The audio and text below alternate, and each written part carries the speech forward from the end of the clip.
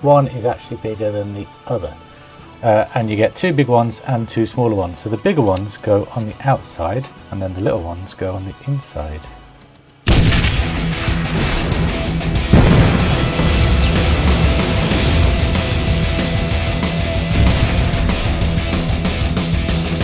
Alpha, the Falcon is back.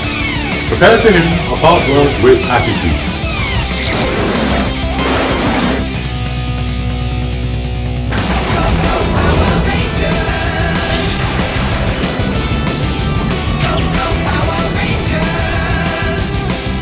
Hello, welcome to the next episode of Build the Megazord, where we are looking at issue 55 this time, and we are continuing with the Triceratops sword, of course. And it seems to have happened these last few times, but the parts that we get in issue 55 are not the main parts that we're going to be building in this issue. We're actually going to look at the parts that we got in issue 54 with the part that we got in issue 55, which is this part here, coming into play a little later on. So here are all the parts of issue 54 that we're going to be building today. These wheels here, they came in this sprue, but I've already gone ahead and cut them off this sprue, so I don't need that anymore. So the first thing you'll need to do is you'll need to get this part here, which is a fake tire tread part for the Triceratops wheels. Make sure that it is aligned so that it's really hard to see, but this part here in the middle, it extrudes this way on that side. You want it so that the non-extruding part is facing downwards, and then we get this interior wheel part here, and this part needs to have this flap which sticks outwards. It needs to be flipped around and it needs to go on that way like that, and we just push that together just for the moment. And then the final part is this exterior wheel part here, and that just clips together like that. So when it's all done, it will look like that on that side, look like that on that side, and you just attach it all together by screwing it into this screw hole here and this screw hole here. Silly little man, it seems you had a big idea in your head. And there it is, all done when it's all attached. Sorry that I whisked that off camera, but these screws got quite loose. You really have to screw these screws in, I found. But yeah, that's that part all there like that. Then what we need to do is we need to get these wheel parts, and it may look like that they are all the same size, but they're not. You actually have, and it's ever so slightly subtle, but one is actually bigger than the other. And you get two big ones and two smaller ones. So the bigger ones go on the outside, like so, and then the little ones go on the inside, like so. So it will look like that when it's all done.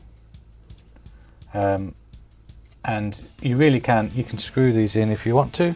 Again, I haven't, but not screw them in, so I glue them in if you want to. Again, I haven't, because they do seem pretty secure. But yeah, if you want them to be super secure and you don't lose them, you can glue those parts in, which is pretty cool. You can see that I lost my train of thought there because I said it's pretty cool, when it's not cool, it's just something that you can do. You then bring this part back, which is the part that we were looking at last week, and we get the wheels and we flip the wheels around, so we've got this part facing us, which is the back end of the wheels. We then line up the wheels onto the part like that, and then we get this part here, and there's two screw holes in this part, one there, and we just place it there like that, and we will just screw them down now.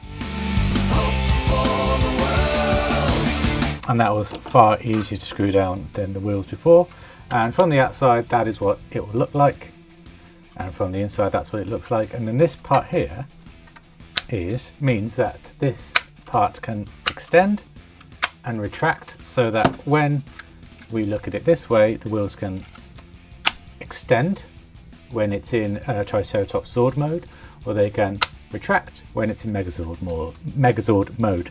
And this is very, very nice and tight and secure. A really nice click to that retraction mechanism there, which is awesome. And of course, this is again borrowing from the SOC Megazord, where they have the retracted and extracted wheels function as well. So that is very nice that we do have this in this bigger model. The last thing that we have to do then on this issue is actually get the part back that we got in issue 55, and it just gets placed alongside there like that. And I should say that this part is metal, matching the metal of this part, and that just attaches there over the kind of blue spine of it all, and then we screw it into this screw hole here, this screw hole here, and this screw hole here. So I'm just going to go ahead and do that now.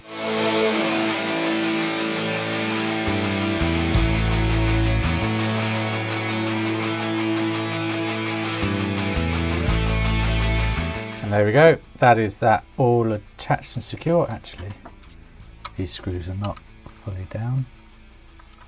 I think my screwdrivers are getting on their last legs, because there we go, that one's better. So let me just finish this off and screwing it down. But this is the final part that we do in this issue, and just adding some back end metal to this framework of the Triceratops does make it weighty. There we go, gotcha. Yep, so that is nice and secure. That is nice and flush, and yeah, it looks great. And what's really, really nice as well is that the blues match. So this is plastic, this part here in the middle, but this part's metal, this part's metal, but you can't tell, the blues match lovely. Yeah, looking really, really good, that. So that is how I'm going to end this video. Next week we'll be, of course, looking at more of the Triceratops parts. I hope you've enjoyed this video. I hope you're enjoying this build. Please leave a like if you are, and please give a comment down below about your building the Megazord journey. I'd love to hear from you. That's it for this week. So until next time, guys, take care. Bye bye.